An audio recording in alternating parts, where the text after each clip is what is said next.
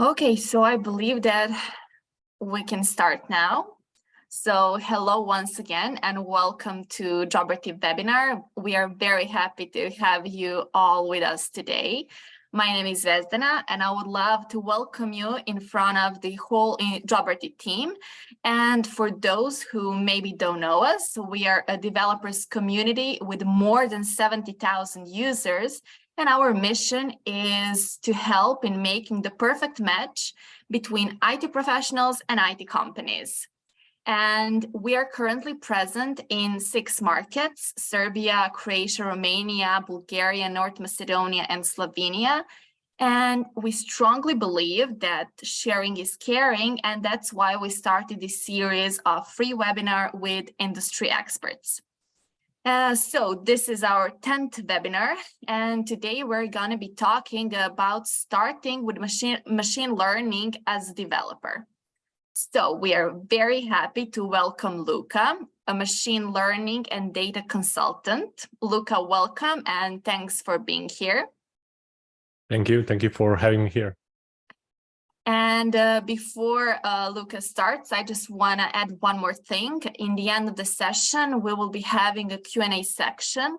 So feel free to ask any question that you may have for Luca down there in a Q&A section. So without further ado, Luca, the floor is all yours. Thank you so much. So first of all, hello everyone, and thank you for being with me here and listening to me for next about 30 minutes. So let me share my screen first, and then I can explain what I have for you today. For next 30 minutes or so, we'll have machine learning. Then we'll have Luca, we don't hear you very well. No? No. Okay. Okay, we hear you now. Okay, you hear me now? Yeah. Cool. Please let me know if you don't hear me really well. Mm-hmm. Again. Nothing. No? No, I believe that you should maybe come closer or try with that. Well, let me check. Okay, now it's good. Is this better? Yeah. Okay. So can you hear me better now? Yeah, now it's good. Okay, cool. We'll go through a short presentation of introduction to machine learning for people that are for the first time entering this area. I'll go through a couple of examples what machine learning entails, like what are the projects and so on. And at the end, we'll speak about practical stuff, practical steps, in my opinion, what can be a good path for you if you're already a developer. It can be front-end developer, back-end developer, or just generally doubling in that area as well. What can you take to become a machine learning engineer? But before we jump into that, I would like to build you a context to see if this is for you, if you would like to have this as a potential career path for you or something else, okay? And like every single piece will help you build a clearer picture about this. So at the end, we'll go through a code samples, like a simple project that potentially machine learning engineers would do. Okay, so the first initial part, I would like to go through what is machine learning, then different data types. So we'll speak about what different data types will bring to your project, what you can have as a different challenges in this area, and then we'll go through a simple example of how working with images may challenge you as a developer to think out of the box to create a solution for that. Then I'll go and explain what is the project life cycle. So many of you potentially here are just starting out or worked on some different project, like IT projects.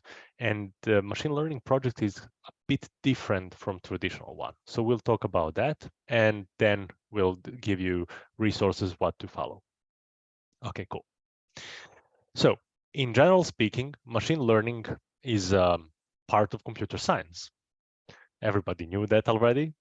And the general idea of machine learning is building algorithms that can learn some patterns from data and extrapolate that information to something that your user might upload. So that's completely new data that you don't have an access to right now. And that's basically the overall idea of machine learning. So how to leverage the data to extrapolate some ideas from that data, some consistencies from that, so we can do that on the unseen data that users may follow. And in that path, we have 4 different types of machine learning, defining on what information we already have about data and what is our goal. So we have supervised, unsupervised learning, semi-supervised learning, and reinforcement learning. All of these have different places in your, let's say, projects or tasks that you would like to solve. And each of them will bring you different challenges as well. So starting from a supervised learning, if you start building something in machine learning, the highest likelihood is that supervised learning is something that you're going to work with. And it's really the easiest way to approach it. And I would say that most projects or things that you're interacting with today from machine learning area like ChatGPT, Midjourney, Google Translate, Google Search, or recommendation systems will come from this supervised learning area where you have something already labeled. So supervised learning is generally part where you have data, and on the other hand, you have labels. So you already know what you would like to achieve. So for example, here in this slide, you have some sets of images, and you have them labeled. So you know that this image has a cat on it, okay? And based on the target that you would like to achieve, you have 2 different sets of information that you like to predict. One would be a regression, and another one classification. Regression is when you try to match something that is continuous number. Let's say you have information about your employees and you'd like to predict the salary. So basically a real number. The price of a house based on the house features. On the classification end, you have something as you can see here in the screen, like for example, I have an image. Let's see if this image is a cat, dog, truck, car, house, or whatever. Okay, so specific class. That's why we call it classifications. Sometimes you don't have the information of what you like to achieve. So you just have data, massive amounts of data. And you like to learn patterns from that data. That's called unsupervised learning. So you are designing an algorithm that you have the data, you don't have in particular what you like to do with it, but you want to have some knowledge from it, extract it. And that's called unsupervised learning. So here on this end, you have like some dots circled out called clusters or areas that have some information that are putting them together. One of traditional examples here would be customer segmentation. So let's say you would like to have a marketing campaign that is specifically designed for that part of your customer segment. So you would like to know what is that customer segment, and you can do that with unsupervised learning. Another good example would be fraud detection. So you have a bunch of transactions. You just want to have something detected as an anomaly, for example.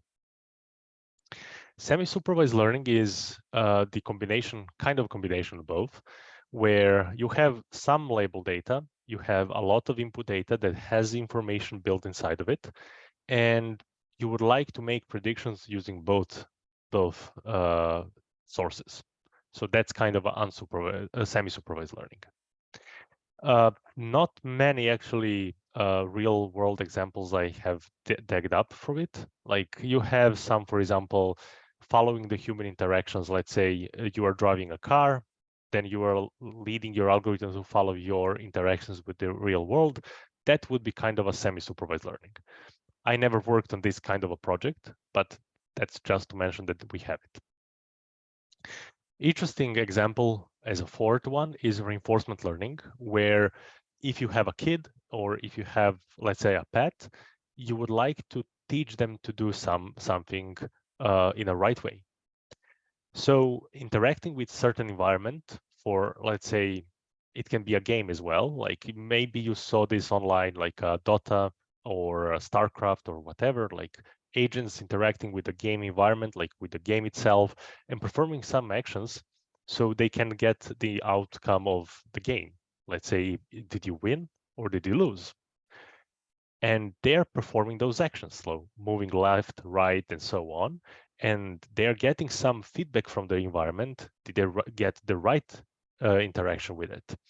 And in the real world, that can be basically optimizing ads for marketing, building agents, for example, for factories, like optimizing ARM to interact with a certain part of the factory and so on. There are ways to train reinforcement learning.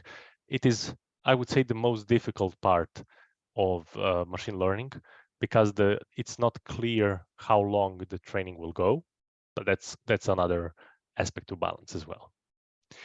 And all of these samples, or let's say ideas that I just mentioned, is with one goal in mind: how to create some systems that can understand. I'm just giving quotes here because like we don't actually understand. We are trying to get some information from it, from the data that you're given.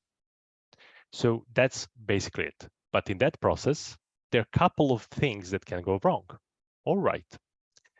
So algorithms may go and learn just from your data that you're giving to the algorithm. So they are strictly learned everything, noise, the data patterns and everything from your data. If that happens, your algorithm will be really bad when you give the user information, the user input that they just uploaded, for example. So to give you in a real world example, let's say you are building a recommendation system for your website. You are really good at recommending items for your existing users. But when, for example, I come to your website, I never been there, I'm a completely new user, your system will perform poorly. So that's basically what overfit is. Learning only on existing data and not able to scale on new data.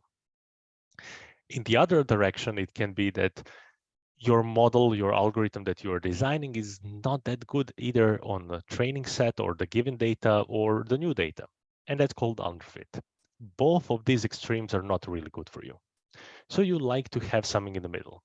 And if we remember back to our goal, we want to generalize, to learn patterns so we can apply that knowledge to unseen data. And that's called a good fit or good model. Okay. So that's basically what we would like to achieve. And that data that we are giving to the algorithm can be across all the industries and areas. And based on that, you have different tasks on different approaches that you are going to do. So one thing would be like if you just go to any organization out there, you are most likely to have some information in this numerical data format or tabular data format. It can be in Word, Excel, CSV files, emails, databases, and so on. We are trying to extract a lot of information from it. And based on that information, you can perform some like tasks or examples. So one of those would be customer segmentation. We just mentioned that with clustering. So you would have this bunch of data structured in one format. You would perform this. Then you have churn prediction. If you don't know what churn means, it most likely are happening in telecom industry. That's really or banking industry. So for example, you have a user that suddenly decided to go to your competitor. Basically, you would like to predict who is the most likely to move to your competitor, and you would like to predict that so you can give additional bonuses or whatever, discounts and stuff like that. You have recommendation systems, e-commerce, and so on. Then obviously, if we are going back or going to the future of today, we have ChatGPT, we have like all LLMs that you potentially read about and that you potentially came to this webinar for. Working with text data. Working with text data was pretty difficult before maybe, let's say, a year or so back. So first of all, because text data is unstructured data, so techniques to extract valuable information for this is much harder than from for example, textual data, from tabular data. And sources are different. Like anything that can be in a text, you can consider that as a source. You have a couple of here mentioned, as well as for applications. We have like a brand sentiment detection, recommendation systems of text. Like, for example, New York Times have a good recommendation system that if you read certain text, you would be served another texts that are really similar to that one, and so on. Everyone's mail in here have some sort of spam detection. I'm not speaking how good that those spam detectors are, but we have it. Chatbots, translation, and so on. Okay. Then you have the audio or speech data. Nobody is actually speaking about this source of information today, at least, because we have something more sexy or more informative today to speak about, which is LLMs. But audio and speech will be future of our interactions with systems. Like now we have just pure text. In the future, that might be just through the interface of voice, like saying, hey, can you give or achieve this for me, and so on. You have many sources of those that can be done. Like anybody that's speaking in that source can be used as your source for training or doing some source of reprocessing on your audio. And applications are really vast, like from creating voice interfaces to hands-free, like for example in cars, assistant-based applications. Then today we have real-time translation when you're in a Google Meet, for example. Like you can speak in English, but somebody will see that in Serbian, and so on. Like there are many applications for this type of data. And like one of the companies from Asia is doing authentication with voice. So you can extract a lot of features about somebody's voice. And as you can do with the face recognition, you can do that with a voice as well. And that brings us to the imagery data that potentially somebody interacted with that system today. Like anybody can unlock the phone with face recognition. Today we can have in-factory control with face recognition, and so on. Obviously, there are self-driving cars. For example, Tesla is using only images as a source of information. So that's basically something that can be done. I will go to more information right now about text to build you a bit of a more image, what can actually bring you to area of machine learning and how to look at it. So the first basic question is, what is an image? Well, for us humans, we see a zero here, or just a square. But for computers, that's a matrix of numbers. So you can do some computation based on this information. And for us, this is a pretty small image, but for, like, as I said, every computer does not understand this is a zero. We need to give it more information so it can actually understand it.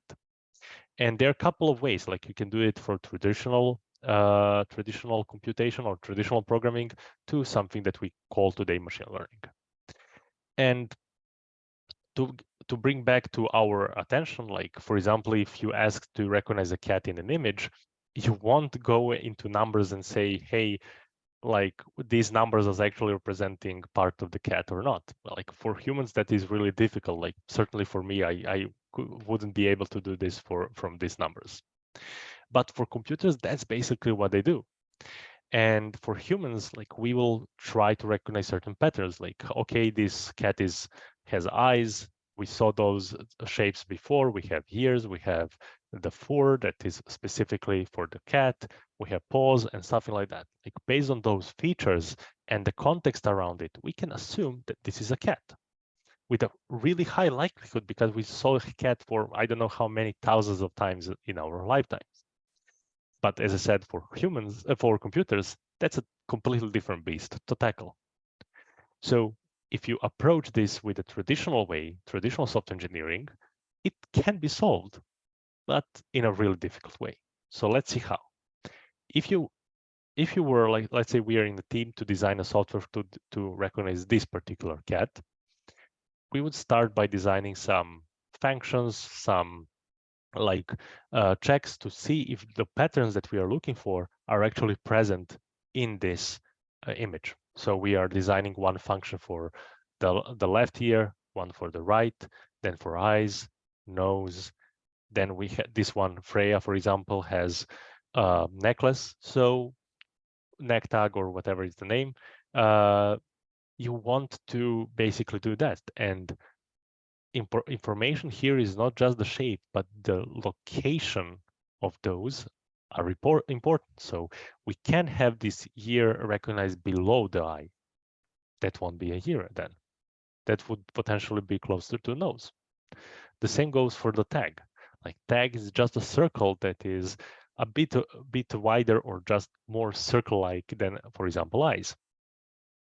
So you have all of those and you can build that. But then what happens when your user uploads this? So obviously your function will fail. That won't work. And when you're working with images, for example, you have so many things to think about, like viewpoint orientation or scale. Is this a bigger cat or a smaller cat? Or illumination or occlusion? So for humans, that's a bit easier to do because we understand patterns. But for computers, that's a really difficult thing to do.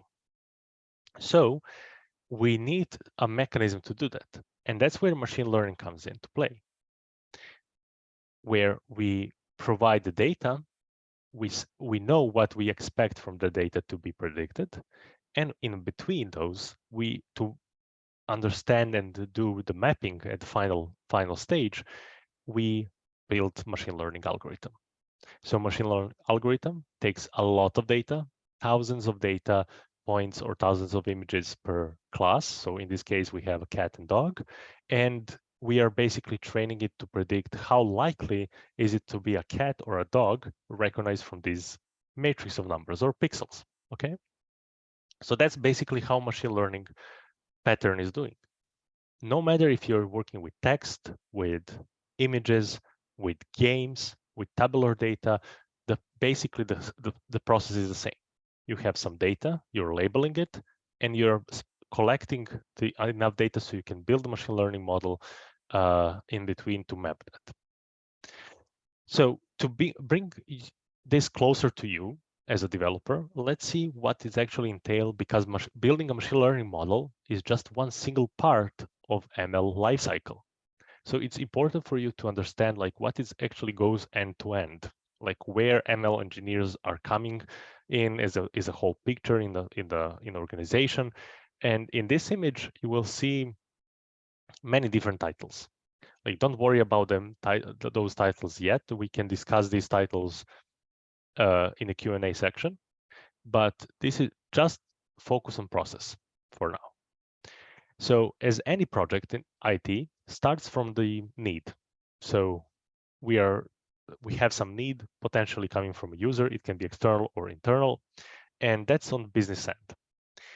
Just one quick note, we will refer this in a second, but when you're working in data science or machine learning, it's going to be more connecting between IT and business. Like connection will be much stronger than, for example, in traditional IT, where they give you to do something, you basically code it out and you don't have connecting with them. But as a data scientist or as ML engineer, you have much more connection and interaction with the users, with business stakeholders and stuff like that. Okay, so we start from the business problem, we define the goal, so how to solve the problem. That can be like what we want to achieve using the data that we have. Then we end in the machine learning engineering part. Let's collect the data and label it. So preparation can be like labeling the data and stuff like that. But basically, that is the really first step that you need to think about. And it's a crucial part, because if you have garbage data, your predictions will be garbage as well. So this is the first stage.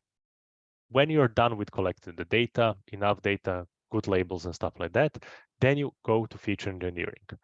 Feature engineering is a process where we're creating more features from your data, normalizing data, rescaling. Like for example, for images, you need to resize all images to be the same shape and so on. So that's here. Then you are actually designing and training the model, and finally, you are evaluating the model. The model evaluation step is a crucial part here because it actually refers to KPIs defined by your business. So it can be the accuracy, it can be how fast it is, or what is the user experience of the prediction and stuff like that. In most likely, the evaluation function or evaluating the model that you are training will have some parts of your technical spectrum that you're testing, but also like a lot of things and needs that business stakeholder defined as well. Like for example, one project that I worked on, we had obviously the check on the accuracy, and we wanted to check like how good is our model from the technical side is, but then we needed to align with the whole user experience part. So we need to make sure that we are returning the request in 0.7 seconds, the round robin. So we need to remodel the whole algorithm because it was too slow. Yes, it was accurate and it was a pretty good model, but for our users, it was a BS model. So we need to scrape it and redesign from the scratch. So this is part where actually iteration in ML comes first. So if you're failing on the first part in the model evaluation, you're going back either to feature engineering, collecting more data, or straight to the business saying, hey, this definition of our problem is not really correct. So we need to think about it in a better way. But that's basically what is happening in model evaluation. And this is circling constantly until we reach the point then where we are happy to go to production. It can last from several months to maybe a year or so. It really depends on the complexity of your problem. Once you're happy, you go to model deployment. Model deployment is a bit difficult to explain what everything goes, moving parts of it.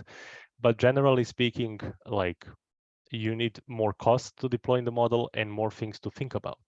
Because when you serve the model and when you give it to your users, it's not the end of machine learning. That's actually, in my opinion, where ML starts. You're defining the first model, deploying it, and then you're starting to monitor its performance. Like, for example, any machine learning algorithms for recommendations that you designed failed when COVID struck. You couldn't anticipate that suddenly millions of users will start buying masks or some like medicaments or stuff like that. So obviously it failed. So basically that's called data drift or distribution drift. So those things happen, like suddenly something happens in the user base. Maybe you move to the new geographical location, new behavior struck, so your model suddenly doesn't work. Okay, so that happens, and what happens next is basically you're maintaining that model. You're going back to the drawing board, collecting more data to replicate that behavior new that you just detected, and you're basically repeating this problem life cycle on and on. Okay, so that's basically it. Now that I gave you a bit of a perspective of what it goes, if you're still with me, it's really, by the way, it sounds difficult, but it's really fun. And the process is really rewarding because it's so creative that, like, obviously I'm speaking from my experience, so I can't generalize this. But basically, this is something that you have to know many things to actually progress in the career. Since you are already in the development, your entrance position will be a bit different than, for example, somebody from economics. So first off, if you're a great software engineer, we are lacking that. Good machine learning engineers are good at defining the models and stuff like that, but scaling them, most people do not know. So if you're a great software engineer now, you have better advantages of progressing to senior ML engineer positions later on because you have those principles built inside of you, because most of data scientists and machine learning engineers do not have that. So the first step that I would like to recognize is programming language of choice. In data science ML world, that will be Python. I would concentrate on learning that if you don't know that. So if you know, cool, just skip the first point and move to the second one. Python is not that sexy because it is a great language as itself, because it's not like it's slow. It does not have on its own many capacities, but it actually does have community and a lot of libraries that solves your problem in a really simple way. So that's NumPy, Pandas, Matplotlib, OpenCV, and so on. So I would focus on mastering, in a sense, like learning those libraries, because later on, when you start reading the code and practicing different projects, this will help you a lot.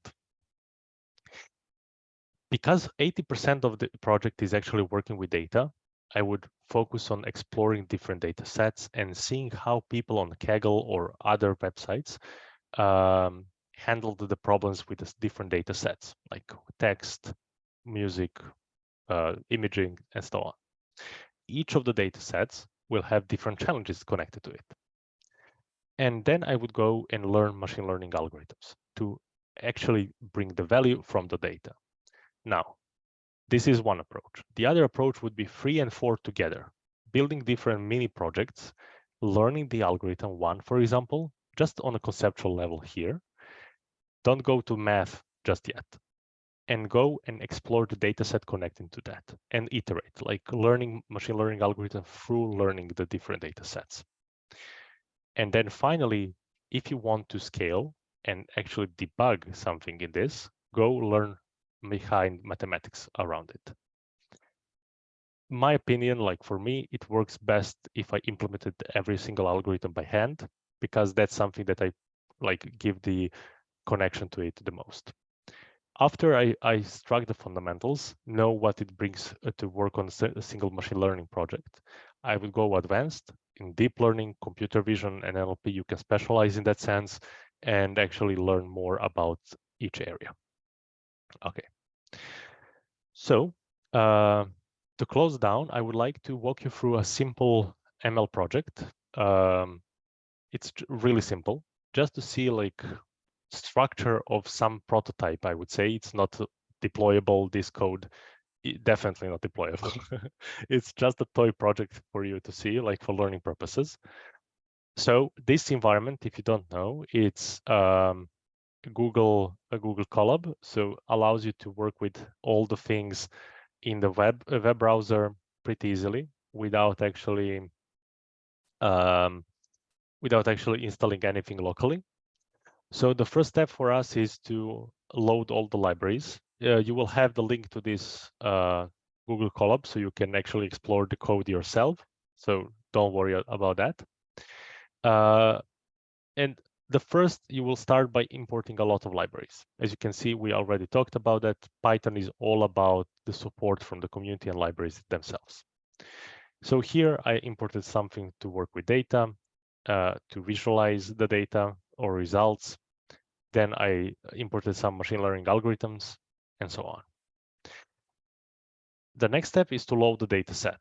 So loading the data set here is just one line of code. Don't worry, this is not in production how it's done. In most cases, you're going to spend a month maybe to build actually the system to load your data. And it's data engineers are there to help you with that, basically. Let's visualize the data. So you have like many columns, and let's see what this data is actually telling us. So this data set is about Titanic, a data set. It's a really traditional data set to start with when you are starting with machine learning. And the goal is based on the features for every single passenger to predict whether they are alive or survived or not. Here, I'll just going to check all the columns. We have like for example, alive and survive is the same, so we can remove some columns. And when you start working with data, the first step would be to pre-process.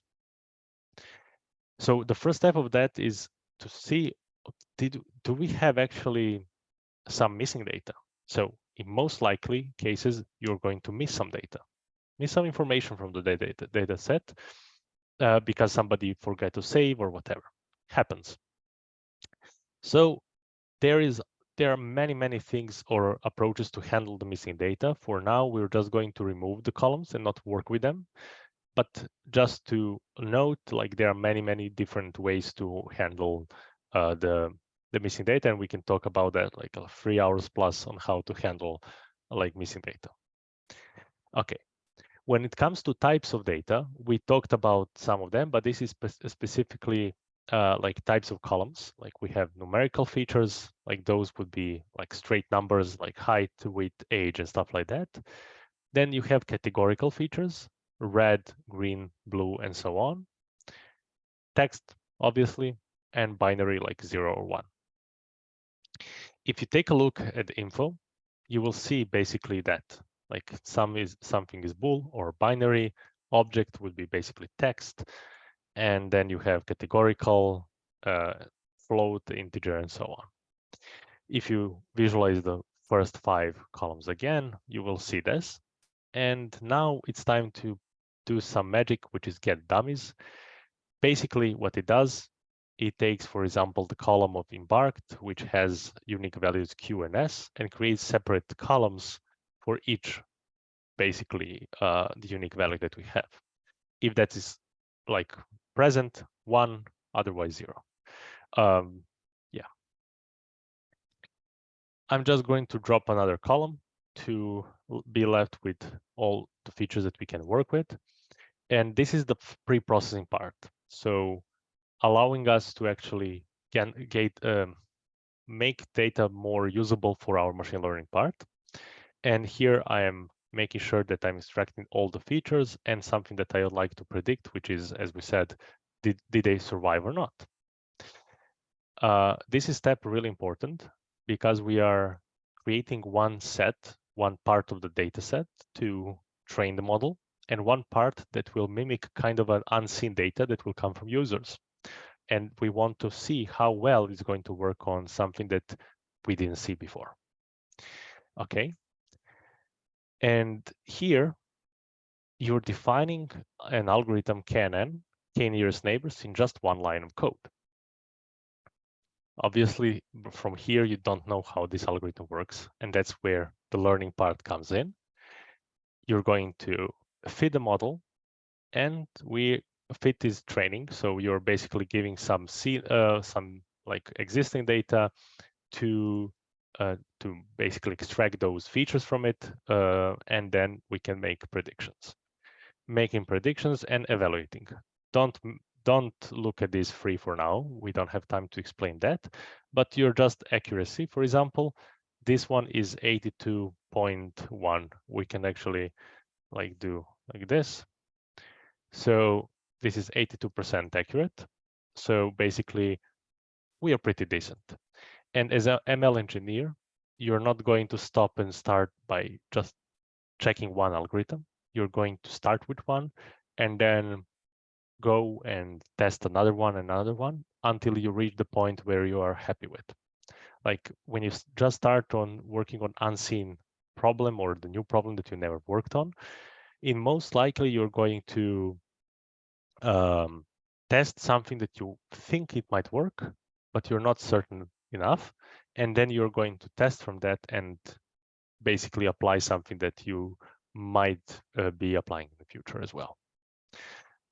So that's it. We have like the same process here. I will definitely like share this code with you so you can run through this example yourselves without installing anything locally on your computer.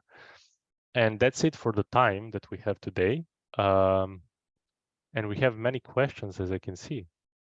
So yeah, so thank you, Luca. I believe that everyone else enjoyed as much as I did. And we'll get on the Q&A part. So, okay, we have some pretty long questions. Okay, I'll start with reading the first one. So what skills and experience do you think are essential for someone who wants to become a machine learning engineer? How would you recommend a fresh graduate with limited experience get started in this field? Yeah, so the experience about that is different. Like I saw many graduates from economy that, for example, learned to program and actually entered the junior positions of data analyst, for example, then basically learned about and scale from there. you can go and start building your portfolio. So if you're a new grad, I did it myself, so I know it works. So because when I graduated, or I actually didn't graduate when I landed the first job in ML, like I was after the first year of a bachelor's degree, I built a portfolio on GitHub and send it to people and say, hey, I can solve you this problem for free. Can you please let me do it? Obviously, they said no. So I built it like a portfolio based on their actually needs, based on the companies that I'm interested in. And I sent those case studies back to them, and they actually find them fascinating. And I landed my first internship that way, and later the first job. That's basically how I entered. Today, because it's more competitive than when I started, I would say that software engineering skills are really lacking to data scientists. So if you have background of software engineering and you build something end to end, you are definitely above the curve. So having built like some portfolio, you don't have to build a lot of projects, just bear in mind. You can build like a simple portfolio projects that are end to end, like from the ideation to actual deployment, something in API format. And that will definitely help you land a job. Like if you send that with your CV, that's basically it. And my other recommendation for applying for jobs, I never sent a CV because nobody replied. So I definitely directly contact either like people who are hiring, or people who are actually searching for a job on the LinkedIn, or like straight to the door and ask. That's basically how I go. Okay, so we're going on the next one. How can someone who has no training or hasn't used maths or statistics since college, over 15 years in my case, start with working with machine learning? Can we get an access to project, the presentation, and okay, and the recording? Yeah. So the previous one about statistics and stuff like that. So like before, let's say 5 years ago, you needed to know really deep mathematics and stuff like that to actually land a job in ML. Today, I don't see that pattern anymore, because there are many libraries that are actually allowing you to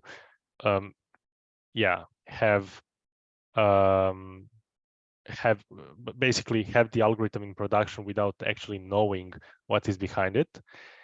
But if you want to actually learn something deeply and debug the models if needed, you need mathematics. So my like go to Coursera. It's free. Like you don't need certificate from Coursera, so it's basically free to listen. Andrew Ng, one of the best courses out there for now. It will definitely touch upon like basics of statistics, probability, and like general mathematics. I forgot the English name for that, sorry. But yeah, basically general mathematics will be covered in that course, as well as applications. And if you know libraries, you can go and start debugging the model and going and understand what is actually happening behind it. But that's the fastest way to remind yourself. Okay, and for the second one, yeah, can we get an access to project presentation and the recording? Recording of the, if you mean recording the webinar, yes, you will get the recording of that. And Luca, from your side.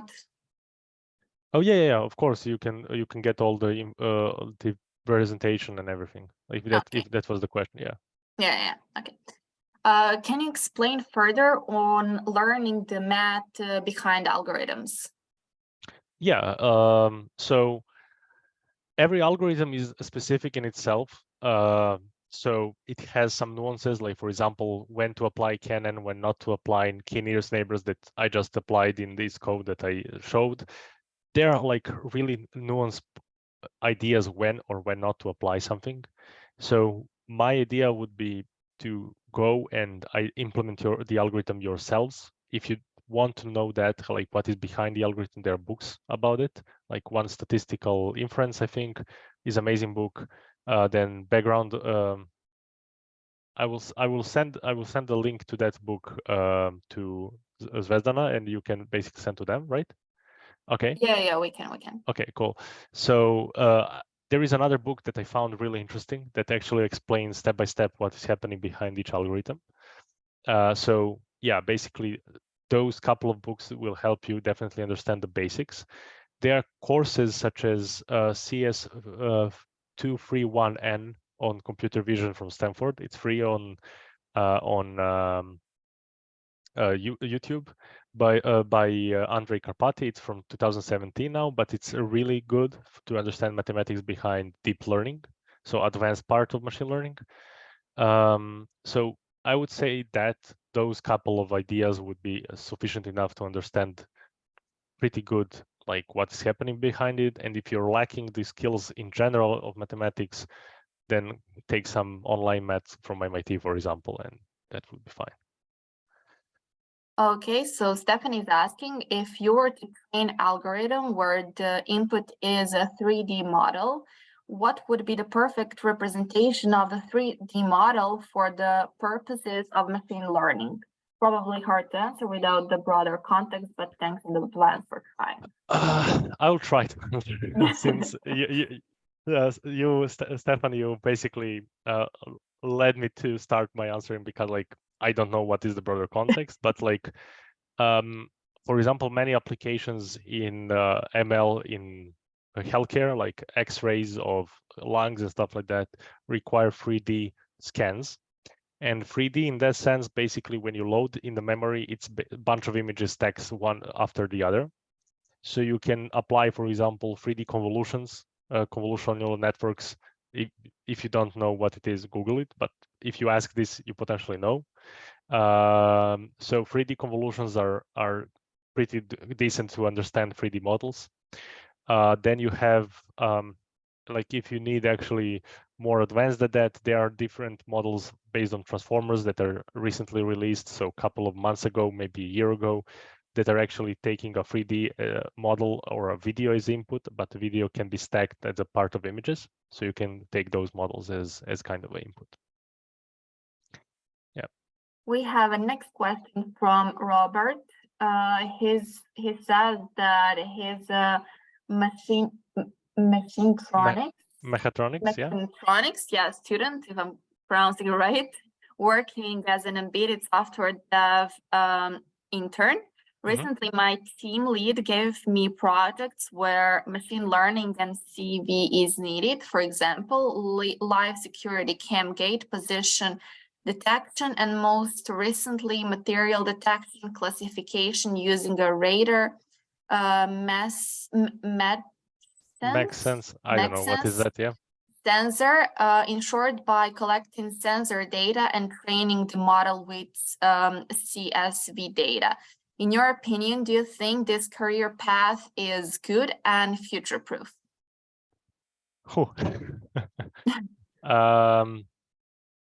Okay, I don't know much about mechatronics, to be honest. So to give some predictions from my end that are not educated, so I wouldn't dare to do that. But I would say that generally, like if you know these skills, those are pretty transferable, like to other areas. So if you just go to pure software engineering or like general data analyst, data science, and machine learning engineer, it would be fine. And if you know how to do this, like underlying skill set that you just explained, is pretty decent to build on top of that to build career in data engineering in later on. So you have the opportunities to do that.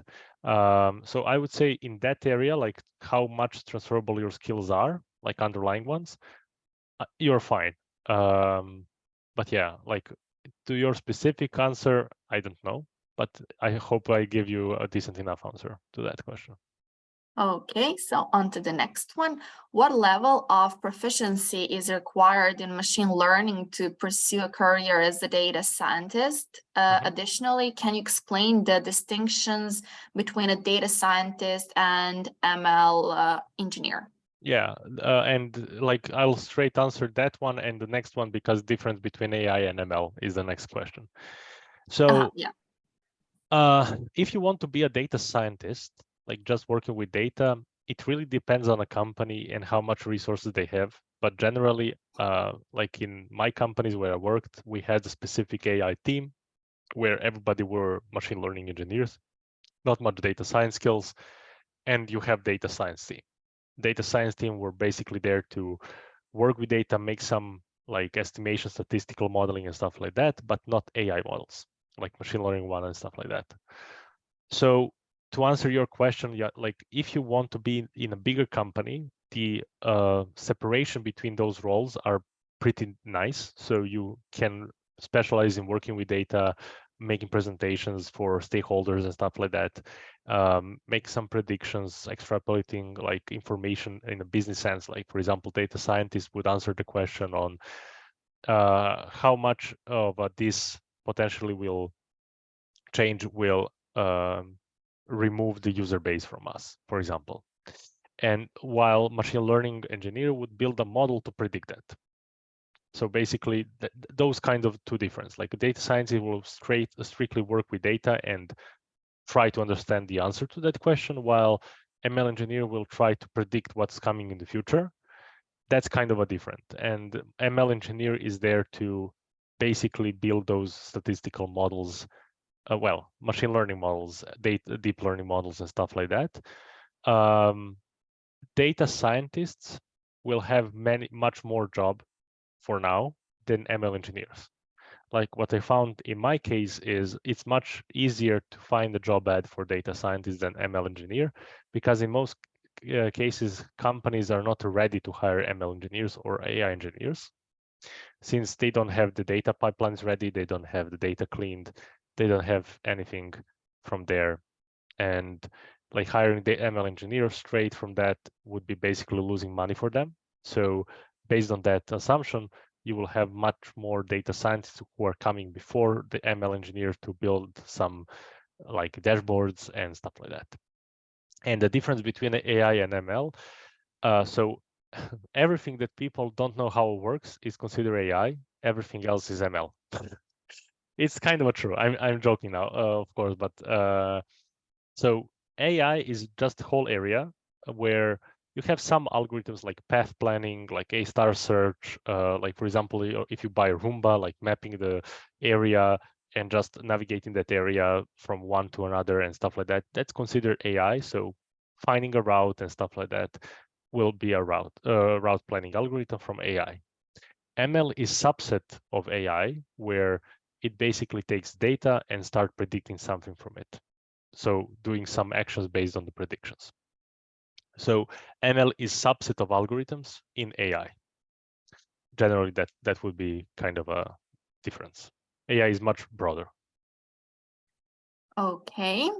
Then, are there any organizations that are more inclined towards giving internships and entry-level remote opportunities for beginner data scientists, analysts, engineers?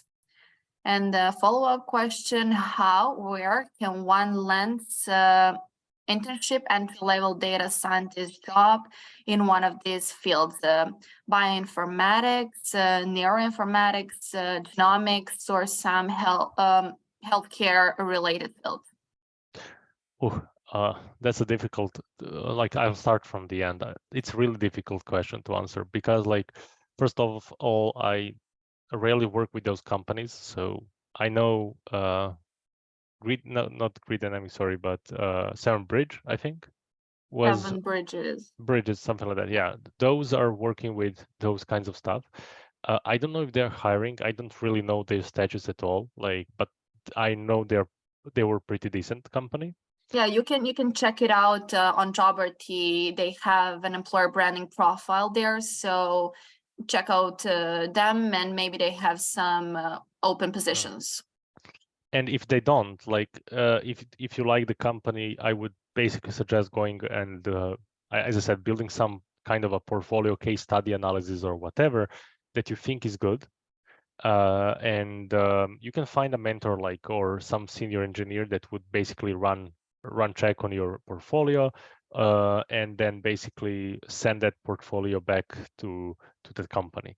And you can find like recruiters and like workers from the Seven Bridges to to on the LinkedIn. So that's what I would do if they are not hiring right now for interns. To be honest, like economy is really difficult right now. So for internship, I don't know how many companies are actually hiring. If they don't hire right now, I would definitely go straight to the doors, LinkedIn, or basically and start contacting the people from the company and try to get answer. Yeah.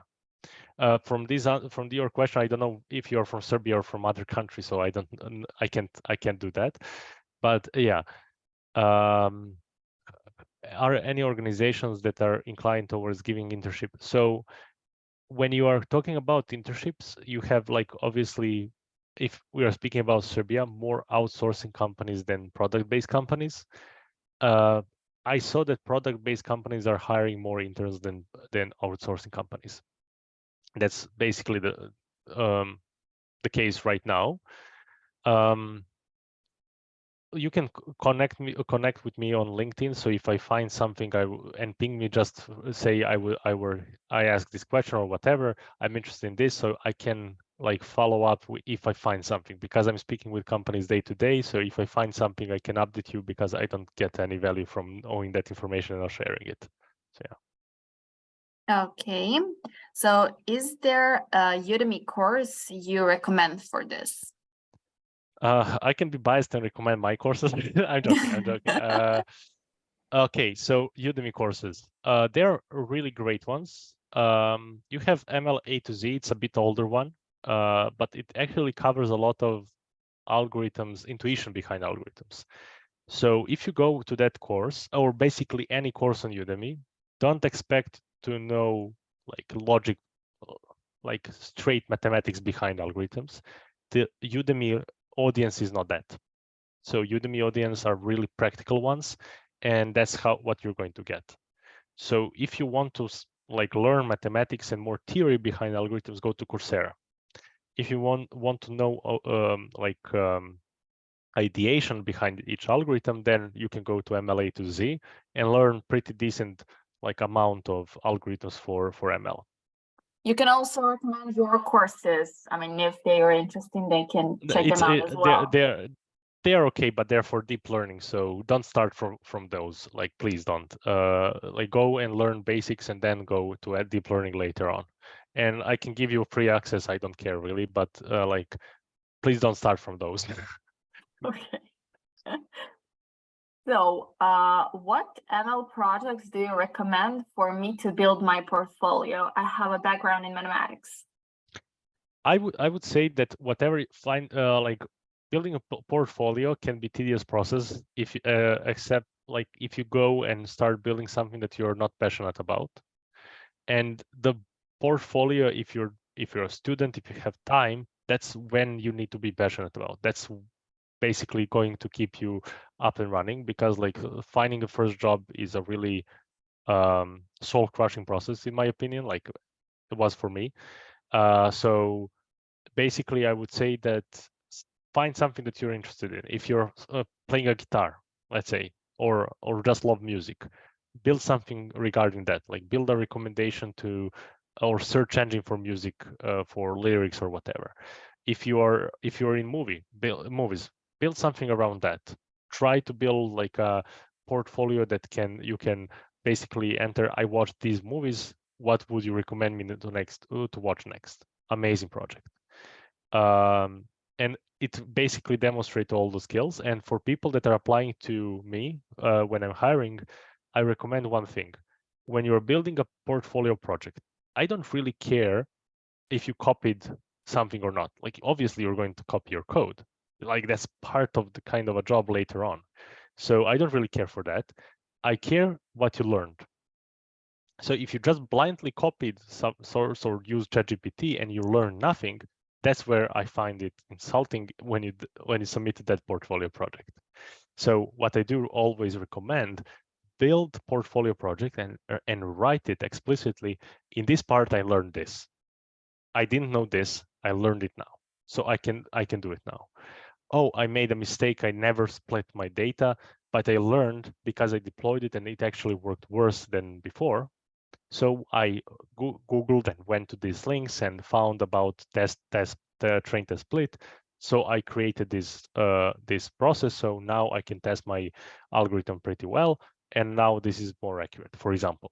So learning process is important for you when you're building portfolio project. Nobody will said that to me when I done it, so I didn't do it. But later I found it more intriguing for me to see what people actually learn for building these projects than actually building the project itself. So just build whatever you're interested in. You can build like as I said, those recommendation systems. You can build clustering algorithms for if you want live marketing. You can build that. You can build image classification. You can build a kind of a demo for self-driving car, like lane detection, stuff like that, like all sorts of stuff if you're interested in those. So yeah. Okay, so since we don't have any more time, Luca, you can maybe like take one more question. You can choose which you find interesting.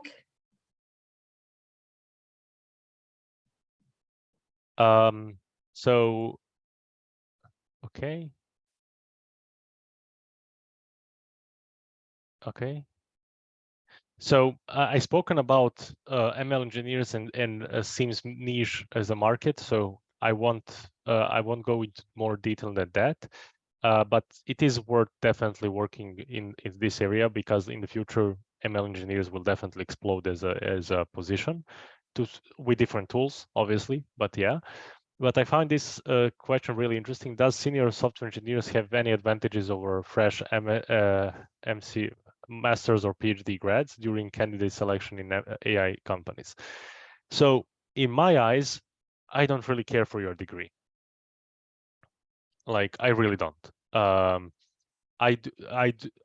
finishing PhD, but I don't really care for you if you're like applying to my jobs, because like I found that people with PhDs, for example, are more theory oriented than industry oriented. So yeah, and when I said like people in ML engineering generally lack software engineering skills. So if you're senior software engineers and learn or media software engineers and learn AI, or basically that, you're going to be one of the rare candidates or people in the company, especially AI companies, as you stated in the question, that actually knows how to scale stuff. So you're going to be a really good asset for the company. If they're good, like if they recognize that, that's a company that you would like to work for. Yeah. Okay, so then we have come to an end of one more webinar. Thank you, Luca, once again for accepting our invitation. And thank you everyone for joining us tonight.